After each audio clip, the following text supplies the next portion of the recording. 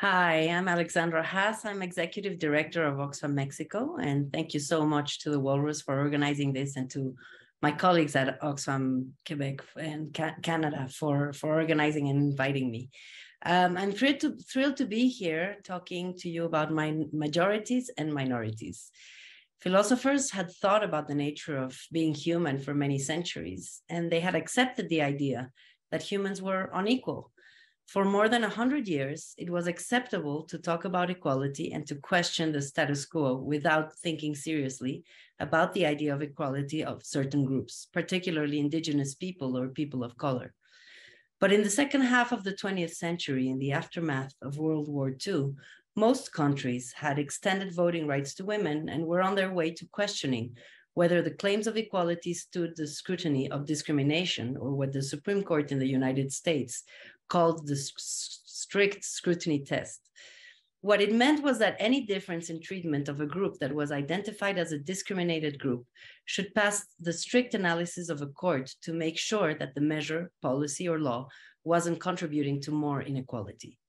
The strict scrutiny test has been copied and replicated in many other courts around the world, including the Mexican Supreme Court, that has in recent years been at the forefront of important rights of marginalized communities, such as equal marriage or the right to work for people with HIV, to name but a few of the topics that have been addressed in landmark cases. So there is an important body of work that includes minorities, that uses the concept to identify groups that are marginalized from access to rights. It is often used in scholarship and activism as a synonym for the agenda of equality and diversity beyond national and ethnic groups. Sexual diversity and migration are also called minority agendas in many places and treated as such. And this is the case of Latin America, and particularly the case in Mexico. Now, Latin America is one of the most unequal regions in the world, with many of the richest people on earth, while violence and poverty continue to be pervasive. Oxfam's report, published yesterday in Davos, highlights that while the region has 30 new billionaires since the beginning of the pandemic, bringing the number up to 91 for the region in total, there are 12 million more people in extreme poverty. That is 400,000 new people in extreme poverty for each new billionaire. So what role does discrimination play in this reality, and how does it relate to inequality? If you take a closer look at who is poor in Mexico, you will see that the darker skin-toned people, as well as indigenous people and communities, and particularly women, have less access to education, social protection, and decent work. The data also shows that public services that are designed for the poorest are of lesser quality and not universally guaranteed. And this is mirrored by the tax structure that is deficient in tax collection in general. Taxes only account for 13% of GDP in Mexico and has important exemptions for the richest, like the deductibility of education and private health services, while there is no inheritance or wealth tax. So inequality in Mexico is not only about the rich and the poor. It can also be read as a system that keeps certain people in poverty, and more importantly, it keeps certain people on top. Social mobility surveys have shown that it is hard for the poor to move up the social ladder, and particularly hard for those with a darker skin tone. But it is almost impossible for a people born rich to descend. This is because political, economic, and social power is in the hands of a few.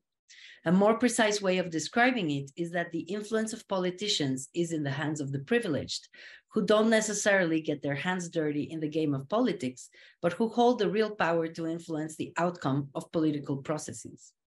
This is what Oxfam calls the capture of the state, and it has worked efficiently in favor of the richest. So the pyramid-shaped society we live in is not well explained by the framework of minorities, as is understood in high-income countries, because it fails to explain that the problem of discrimination is not a problem of having a majority that is well off with certain minorities that are marginalized. What we see is a minority of privileged people, families, and businesses, and a majority that is marginalized.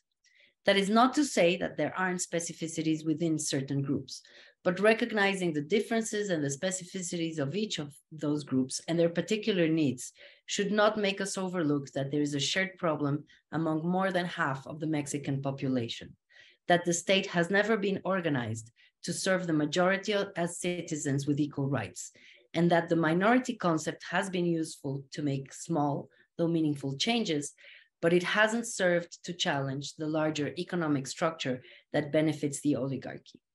We need a progressive tax reform and a more decisive labor reform to create an economic system that allows for the state to fulfill its central role, the guarantee of access to universal rights for everyone. Thank you.